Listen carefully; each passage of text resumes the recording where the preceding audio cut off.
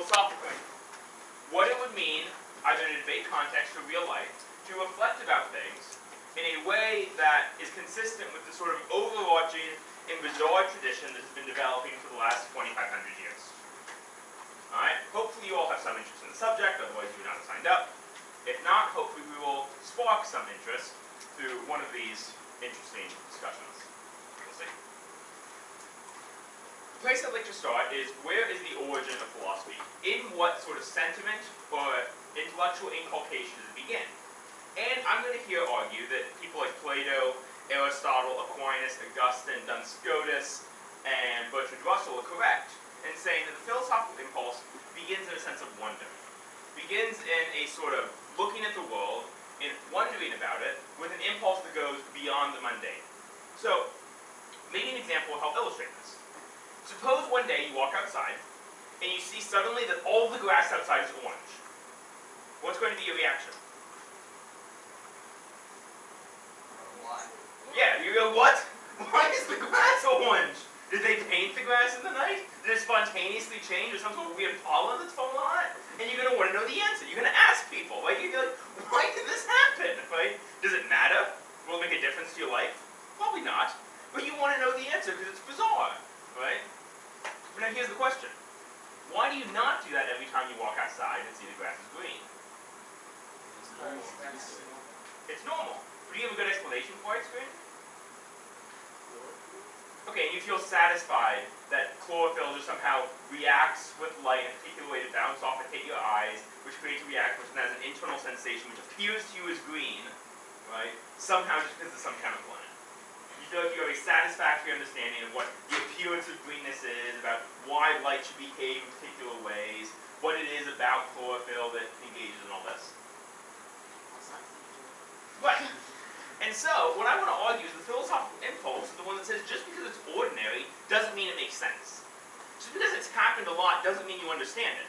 Just because you become sort of inundated with it every day of your life does not mean it suddenly makes sense to you, you understand. You might have an explanation that seems satisfactory, but when pushed on it, you realize it isn't really satisfactory at all. Any questions about that? So, the philosophical impulse, in a very significant fashion, begins in the attempt to see the everyday and the mundane as extraordinary and singular. It's to say, just because it's happened every single day doesn't mean I don't want an explanation for it. A good example here is if you walked outside and you saw a really, really strangely shaped nose. And the next person you saw had a really, really strangely shaped nose. And the next person you saw had a really, really strange... And for that point you're like, okay, hang on. This is not just normal, right? Something bizarre is happening. Right? There's some secret society here, right, that's trying to go undercover. But if that's true, then why are you not wondering about what secret society is in charge of the elephants? Alright. So that's where it all begins. Right? Philosophy begins in the attempt to make the ordinary and the mundane extraordinary and singular. Seeing it for what it is, not what it appears to you, because it's appeared to you that way so many times before.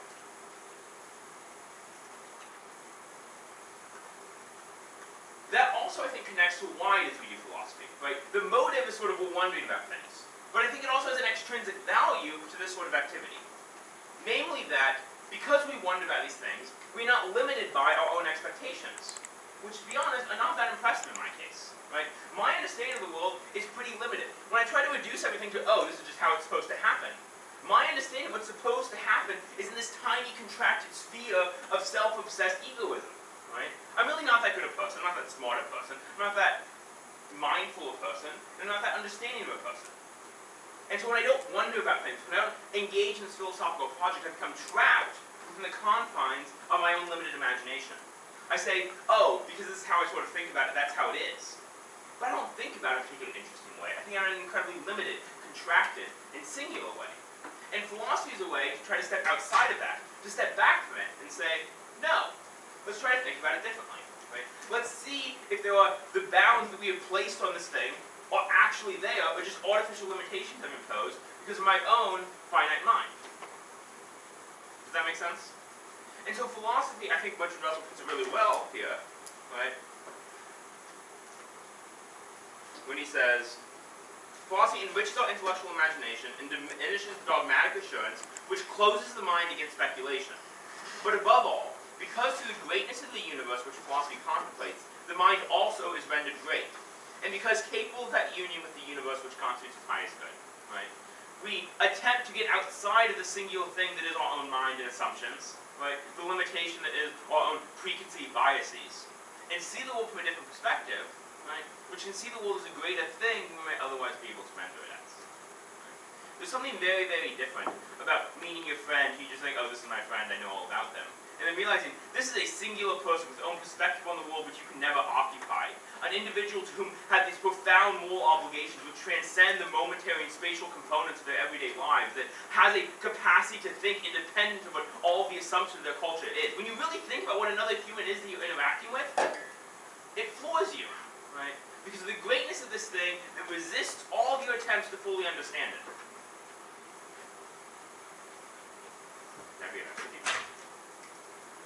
Wait, so who are you? I'm Jake. Great. Switch to elected. Here, I told my name's Thompson.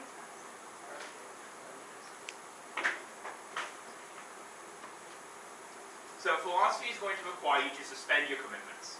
To think for a second, maybe you don't know what's going on, and say, let's just say, maybe I don't know, right? Let's say, I think I know what's happening, but maybe I don't, and let's think if I didn't know, what sort of questions might I ask?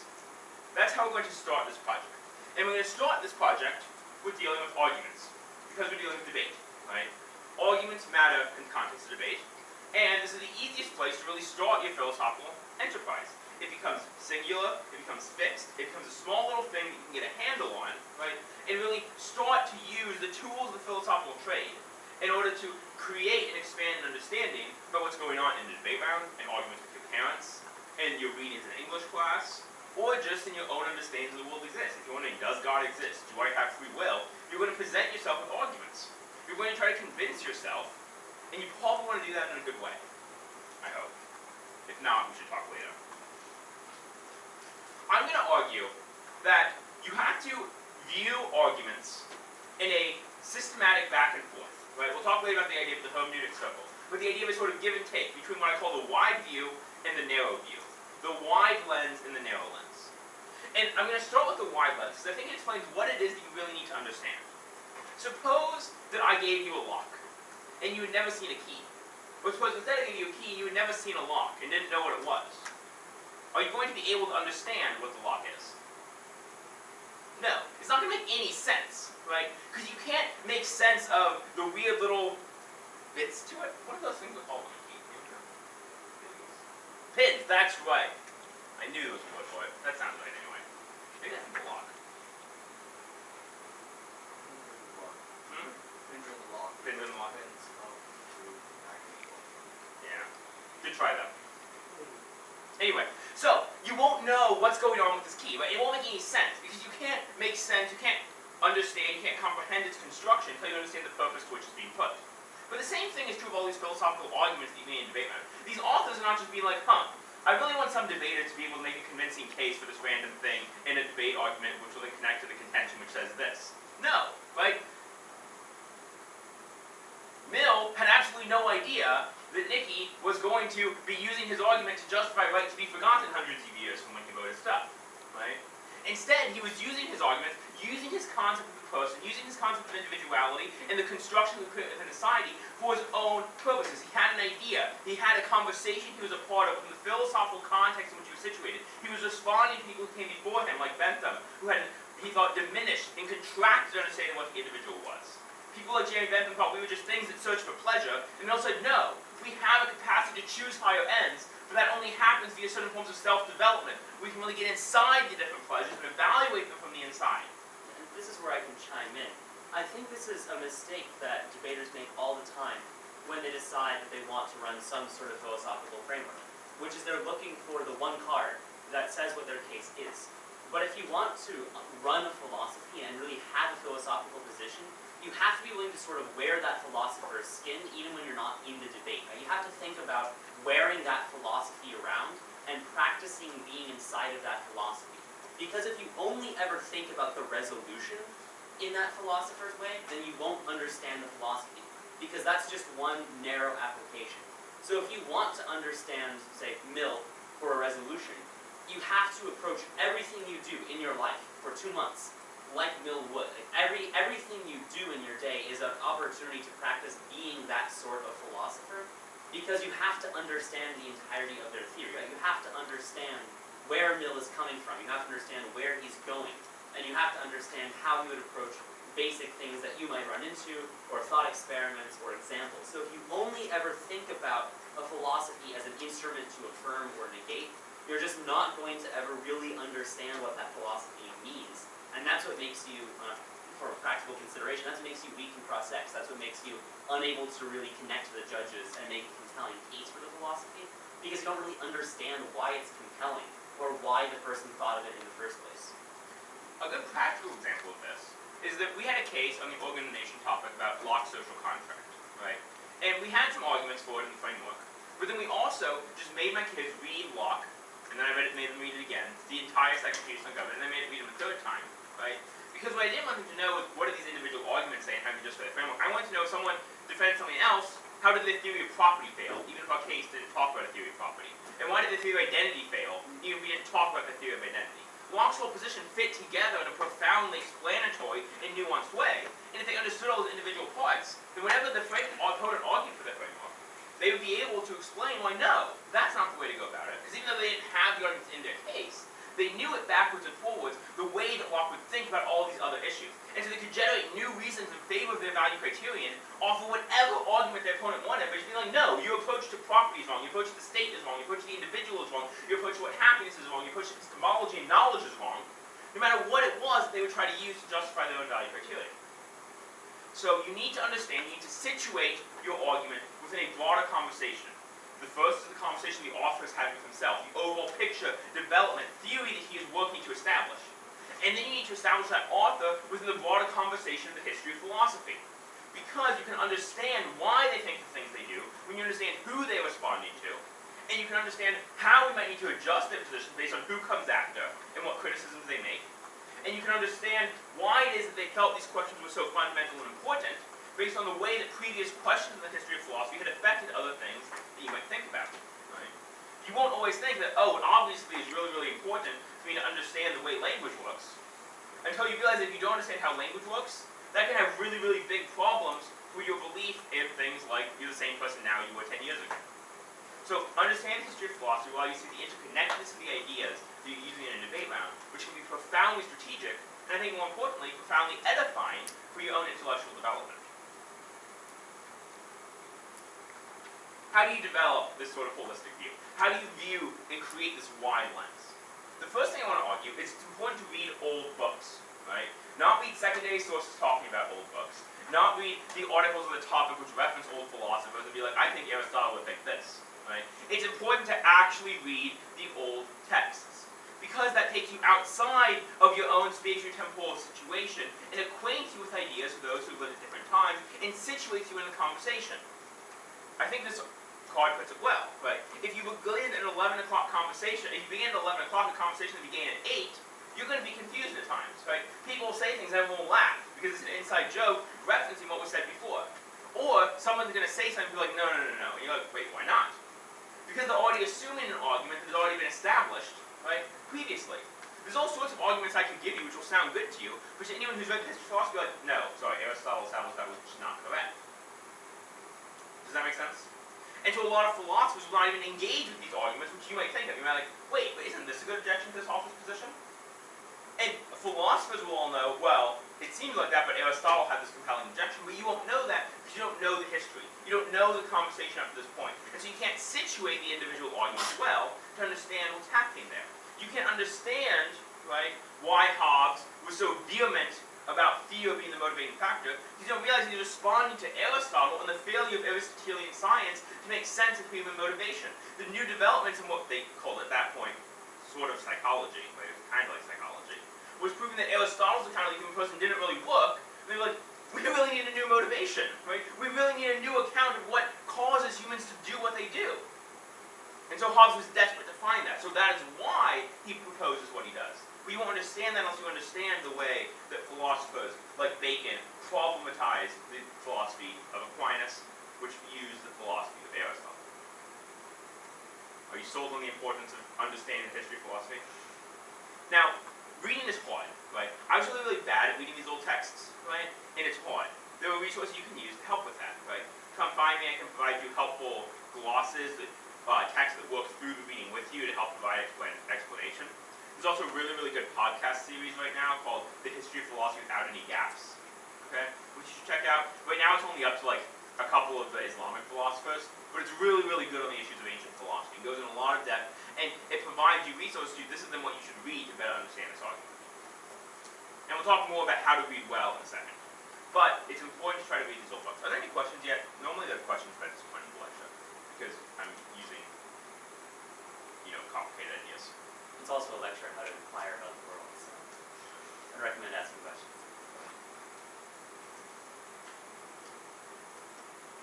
Alright, well, keep asking, or start asking, what am I saying? Now, here we get to, I think, what is particularly important, namely the idea of the hermeneutic circle. Right? And this is a really, really fancy word for, I think, an idea that really makes a lot of intuitive sense. So let's say you have a friend, okay, and your friend comes to you and is like, hey, how are you? And you're not sure. Wait, they say that sarcastically? They like went with me last night, and I wasn't really nice to them? Or do they say that because they want to put amends on it? And you're like, not sure, right? How are you going to try to figure it out? What are you going to use to try to interpret their statement? What? No one said something. Yeah, you're going to make a judgment, but what sort of data, what information are you going to use to make that judgment? Yeah. Yeah. Facial expressions and their body language. Good. Facial expressions and body language. What else? The tone of your voice. Tone of their voice, definitely. Anything else? Now, how am I going to determine if it's a good tone of voice or a bad tone? If you don't know your friend very well, is it going to be easy or less easy to understand what that tone of voice meant, or what that facial expression signified? It's going to be much, much harder, right? In fact, you guys could have no idea that up to this point I've literally just been sarcastic, and the next slide you'll be like, all of that was false, right? You don't know me, right? It's not. Maybe. So, right, what that implies is that you can only understand the individual action your friend does because you have some understanding of who they are as a person. So an overarching picture of how they act, how they behave, and the sort of person they are. But how do you get that idea of who they are as a whole? How do you get that holistic picture of who your friend is? What is it built from? Experience of what? Their behavior. Their individual moments of behavior. So you understand their individual bits of behavior based on who you understand them to be as a whole. And you understand who they are as a whole based on all those individual bits of behavior. This creates a constant back and forth, right? An interplay where you say, okay, remember that time they did this really nice thing? So I'm going to interpret this thing they did as actually nicer than I thought it was, right? It might have seemed mean, but I bet they were just mistaken, because I know they're a really nice person. And because you're saying this action was actually a really, really nice person, you're like, oh, and that means that they were remembering this conversation we had before, because if this wasn't a sarcastic remark, it had to be a thoughtful remark, and that meant this, right? And the fact that they're the sort of person who remembers these things actually gives me a clear understanding of what they were doing in this other situation, right? And actually, the fact that they remember these things really means that other comment they made kind of was mean, right? Because they must remember that conversation they had, right? Does that make sense? And so, obviously I'm fast-forwarding a conversation you have with yourself over months into a couple of seconds, right? But the idea is the same. You understand the individual parts of their behavior, the individual interactions you have with them based on your understanding of who they are as a whole. And you understand who they are as a whole based upon the individual components of their behavior. And it creates a constant back and forth. So you can never understand your friend fully. You can never understand the friendship fully, because every time you have a new and improved understanding of the whole of them, you have to now update your understanding of the parts, which will then in turn mean a new understanding of the whole. There's no final end. There's no full understanding that you can ever get of what your friend is and who they are. But if that's true of your friend, it's going to be even more true of a philosophical text you read. You will not be able to fully understand Mill's theory, right? Because once you read it, you understand what he's doing as a whole, and that'll change what you understand the individual arguments to be doing, which will then change how you understand that whole picture, right? I think this means that really to get a philosophical position for debate purposes, you have to read the article at least 3 times if you want to use it. The first time, you kind of get some idea of what's happening, because you're going to be confused, right? You're like, I don't know what's going on, right? I never read a philosophical article only once, and I've been doing this for years because it's just confusing, right? I don't know what's happening. I get some vague idea of what the argument is. And then I read it again, and now I can better understand what the individual parts are doing. Okay, so this is really going to justify this later bit. Okay, that bit explains why this objection didn't work. And so now I have an idea of what the individual parts do, and then I read it through a third time, and be like, okay, so now let's put it all back together and see what this project really is. Does that make sense? And if I can chime in on this element, I think this is another one of those reasons why it's really important to not just treat philosophical arguments like any other argument you make in debate. Because one thing to bear in mind is if you had to read the article 3 times to understand what's happening, your judge only gets to hear it once. And so you have to be able, throughout the debate, in CX, in between your cards, in your rebuttals, to be able to offer those second and third and fourth readings kind of sneakily throughout the debate, right? You can't just read your framework and think your judge knows everything, because that's not how it worked for you, right? The judge's learning process is the same as your learning process. And so your job as a debater is to understand the theory enough as a whole that you can walk the judge back through the same learning process you took. And that can be really, really powerful as a debater. Because if you sort of teach your judge a different way of thinking about the round, and if you teach them a compelling theory about the world works, and you do that in a round, then that can really, really have a big impact on how they view you as a debater and how they think about the round. So you don't just read the philosophy and you're done with it.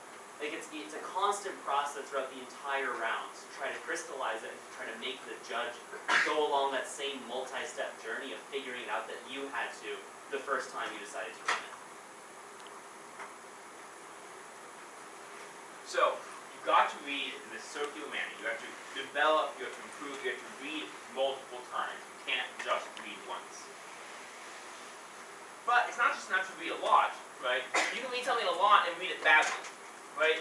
I see this happen all the time with debaters. What they do is they put some philosophy position their opponent ran and assume their opponent got it right, and then kept trying to read and be like, wait, how is Kant justifying this? When Kant wasn't justifying it because he never assumed that, right? So what you do is you approach the text with your prejudices, with your assumptions, right? And then try to read those assumptions into the text, right?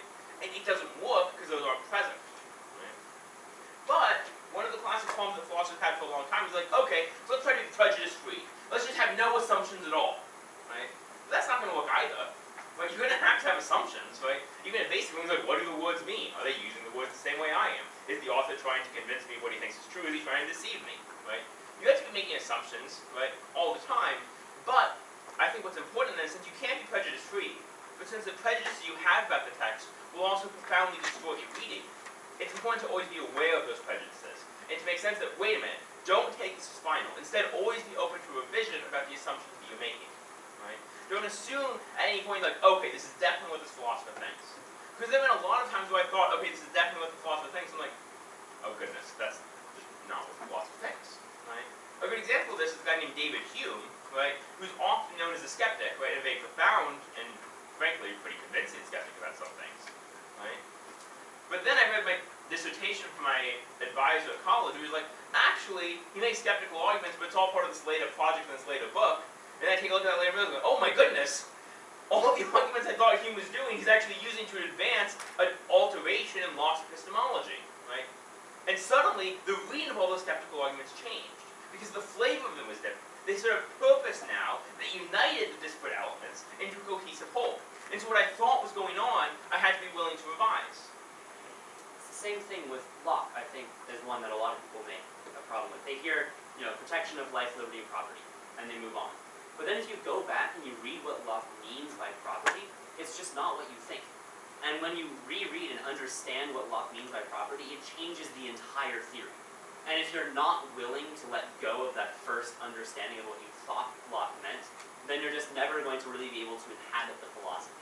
So every time you relearn one of those building blocks, you don't just relearn that section of the philosophy. You have to go back and question everything you've learned up until this point, because all of it can change when you learn one new thing about the philosopher. So you have to go back and update what you've learned, or your picture of the entire philosophy is just never going to be cohesive. So you can't read from nowhere, but you want to be aware of your own prejudices and willing to revise them, right, when conflicting with the evidence, right? In the same way, you can't not make assumptions about your friend. You have to make assumptions about your friend. You can't understand anything they do if you're not making assumptions about them. But don't treat those assumptions final. Recognize you could be mistaken about who they are. Because they are a person, and they're a complex person that resists your attempts to synthesize and understand.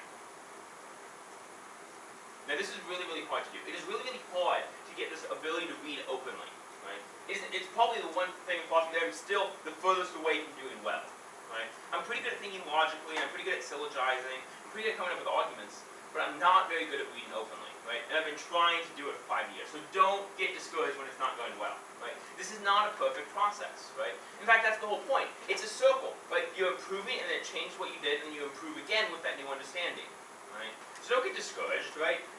The point is not to perfectly understand these philosophies, or even to have a correct understanding of these philosophies per se, but to constantly improve your understanding of these philosophies, right? Because that is what the philosophical project is trying to do. It's edifying, it's developing, and it's helping you see the world in new ways, even if those ways aren't, in some final sense, right. Plato's not concerned that the project he did turned out not to be perfect in his later text. He's like, okay, so I thought I had this theory, and now I'm going to have to revise it, but that stuff I did mattered, right? If you remember back to the thing I had about the wide lens, right, this is what the wide lens is. It's seeing these arguments not as the final state, the ultimate end of philosophy, but as part of the ongoing development of your own intellectual life and understanding. And that matters, that helps, and that's important. And it's not something to get discouraged by, though it can sometimes feel discouraging. This also brings me back, I think, to talk about old books again. I'm going to repeat this many times throughout my time at camp. It is incredibly helpful to read these old books, because old books help you to root out the assumptions and prejudices that you have. The reason being, modern books are assuming pretty much the same sort of things that you're assuming, right? They're coming from often a pretty similar perspective, right? This is also why you have to read books outside of your own culture, outside of your own tradition, outside of what you feel comfortable with, right? Because those are the things that don't challenge your assumptions, don't make you see the world from a different perspective, and so don't help you realize what sort of prejudices you even have, right? This quote, I think, is a really good illustration for the sort of importance of history, but I think it can equally well apply to the importance of, not just temporal distance from the authors, but spatial or cultural or intellectual difference from the authors. So every age has its own outlook, right? This is certainly true, right? We're always like, why do people in the 50s not realize X, Y, or Z? It's so obvious now, right? How could they possibly ever have thought that, right? Well, guess what? Chances are we have pretty similar problematic assumptions about things, and we have no idea what they are, right? So we have to get outside of our own history, outside of our own culture, outside of our own assumptions, because that'll provide you some facility to introspectively identify those things, right? To be like, okay, I'm just assuming this person thinks X, right? Well, I'm just assuming this is the right way to think about things. But the fact that it seems like every great philosopher in the Eastern tradition thinks about it differently should probably make me question if that's as self-evident as I think it is. Does that make sense? So reading old books, reading books from different traditions is incredibly important in facilitating your understanding of what these sort of assumptions are. And if I can again chime in, I know you heard him, but hear it again, because you're at a camp with a great library and an opportunity to run cases that you wouldn't get to run other places. So if you're interested, now's the time to go find an interesting text, read it, think about it, use it, talk about it. Now is definitely the place and the time to do that. So I would really recommend acting on what Marshall is telling you. Are there any questions about this? Right. At this point, we're going to transition to a slightly different focus. This is a great time to review anything we've discussed up to this point. Right. I think it'll really, really help facilitate the understanding of the next section, as we discussed. Yeah. What do you think the best way to get the old books we're talking about is? Like beyond just Googling John Locke, how would you go about it? Like if you don't have like de facto access to stuff like JSON and things like that. Okay. So there's a couple of really, really useful things here. The first is what I call the Gutenberg Project. Okay. You can look up the Gutenberg Project, and what it is a group of scholars who are attempting to create free access for every single text that's lost its copyright. Okay. And they are focusing on philosophical and literary texts. Right? So they have an incredible, incredible library online of free texts, right, to discuss these things. Right? If you have a Kindle, you can get most of the great philosophy books for free on your Kindle because they're out of copyright. Right? So these are really, really good places to look for these sort of texts. Right? You can also Google them, and you can almost always find a lot of these sort of old texts, right? Because they're out of copyright. Right? They're no longer, right? You don't have to pay for them. Right? And so you don't really have to worry as much. It's actually much cheaper to read old books than it is to read new books for that reason. Okay. Now, what's a little tricky is sometimes the old books are in different languages, right? Greek, Latin, German, French. And then you have to find a translation. So there are translations that are out of copyright right now, and you'll find those in Gutenberg. But they're sometimes not the best translations, which is unfortunate. At that point, if you have a college library that's somewhat near your house, right, that's a really, really great place to find translations of these texts.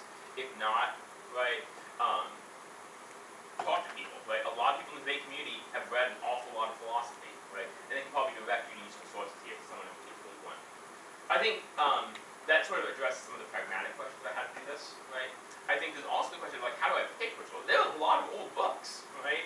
And we'll talk later towards the end, but I think how it's really, really useful to pick philosophy that you find independently interesting. We'll talk about how that can be valuable later. Any other questions? Yeah.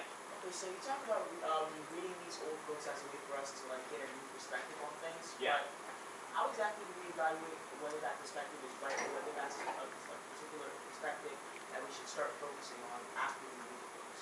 Right? Is there a specific mechanism that we use to decide whether the perspective is correct, or is it just like something where it's like? Yes, actually, if I can jump on this one, I think that, first of all, asking whether philosophy is correct or not somewhat misses the mark. Because it's not about finding the one right philosophy and using that philosophy. Because every philosophy is working together to sort of advance your overall knowledge. So you should always read different ones. From my own personal experience, when I read through and I try to find ones, it's honestly just the ones that I find compelling. Because if you read work that you find compelling, it's a lot more fun to read it because you find it compelling. It's a lot easier to argue it because you find it compelling. The judges can see that you find it compelling. It's more enjoyable for yourself. So I think, really, to a large extent, you can just read what you like to read as far as philosophy goes. Now, I think it's also a claim to which we want to know what's true, right? I care not just about understanding why people might think God is not or does exist, but I actually want to know, does God exist? I don't want to care just why do people think maybe I do or do not have free will. I want to know, do I have free will, right? And this is going to require you to be able to assess the arguments, right? Which turns us, I think, very, very directly, excellent transition, to the narrow lens, okay? Moving from, now we want this wide picture of the argument. We want to be able to situate within this conversation, situate within an overall project, right? But I think, as the Greeks argued, right, the only way to really get access to the wide view, to get access to the wide path, is through the narrow one, right? Through the hard road. And I'm going to argue the hard road, right, in philosophy, involves involves the following. First, learning logic, right? And learning how to think syllogistically and logically about what constitutes a good and a bad argument. This is a example from a paper I was writing for my history of philosophy class. I was trying to syllogize out one of Descartes' arguments. I recommend, if it does not require you to syllogize out an argument, don't try to do it because it looks good, because it takes an incredible amount of work. Actually, I do recommend doing it because that would be useful. But it also, don't do it at 2 a.m. Not a good idea. That was really a mistake. Not choosing to do it. Now, thinking logically, right, is not something that's easy to do. Right? It's something I'm not particularly good at, and I've been trying to hone these skills for a really long time. But there are really, really useful tools to help you think about it. Okay? So the first thing is I think it's really, really important to familiarize yourself with what we call basic logical syllogisms. Okay? So these are things that take the form, if x then y, x therefore y. Or, do not use letters, right? If Marshall is leading this lecture, then you need to try really hard not to fall asleep. Marshall is leading this lecture, therefore you better try really, really hard not to fall asleep. Right? Alternatively, I don't need to try really, really hard not to fall asleep, therefore you must have an interesting lecturer, so it must not be Marshall. Right? Both of those are valid arguments, right? They follow, if the premises are true, the conclusion necessarily follows. Yeah? Can usually like logical statements or anything like that, like following if, then, or but, or anything like those kind of, you know, if X, Y, then Z, because, or if not X, can they really fall within that in a way? Not all will fall into that. There are a couple of other basic ones. But that's one of the basic ones, right? One of the basic ones is if this is true, then this is true. This is true, therefore this other thing is true, right? Or if this is true, then this is true. I really need to not just use this on both. That's confusing because there are fallacies that would involve that same structure. So, right, if Marshall is your lecturer, you have to try hard not to fall asleep. Marshall is your lecturer, you have to try hard not to fall asleep. Or if Marshall is your lecturer, you have to try not to fall asleep. You're not having to try hard not to fall asleep, therefore Marshall is not your lecturer. But there are also non-valid arguments of this sort, right? If Marshall is your lecturer, you have to try hard not to fall asleep. Marshall is not your lecturer, therefore you don't have to try hard not to fall asleep. No. There are a lot of other boring lecturers at camps. Even if you don't have me, you might still be bored, right? Or you do have to try hard not to fall asleep, therefore Marshall's your lecturer, also doesn't follow, right? Because again, there are a lot of boring lecturers at this camp. Well, not this camp so much, but at camps. Right? So it doesn't necessarily mean I'm going to be the lecturer. Does that make sense? Right? So, in this, right, we have two valid arguments, modus ponens and modus tollens, and you should look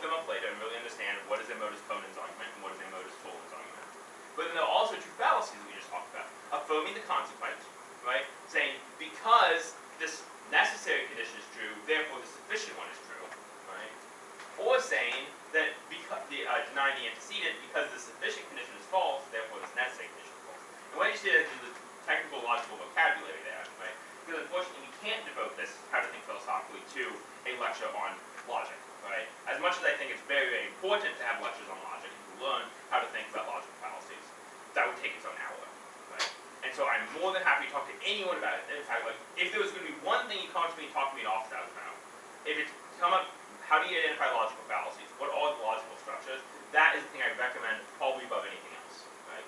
Because understanding how to think about these things in a logical manner will facilitate, in a profoundly helpful way, your ability to argue about things in debate. Just to answer your question, another common logical structure is X or Y, not X, therefore Y. So Hume's famous argument for emotivism said that morality has to either be based in emotion or in reason. It can't be based in reason, therefore it's based in emotion. Right? One of these things is true, this one isn't, so the other one must be. Right? It's another one that isn't the same as the example I gave.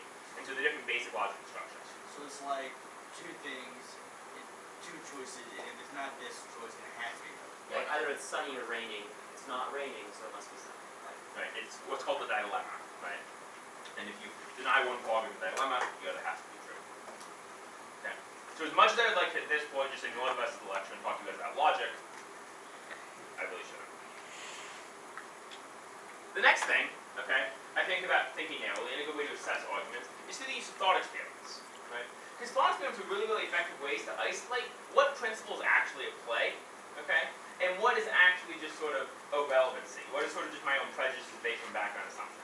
So I think this is a really, really funny thought experiment, so I want to talk to it, and then use our conversation about it to illustrate what Nozick is doing in this. Right? This is how it goes.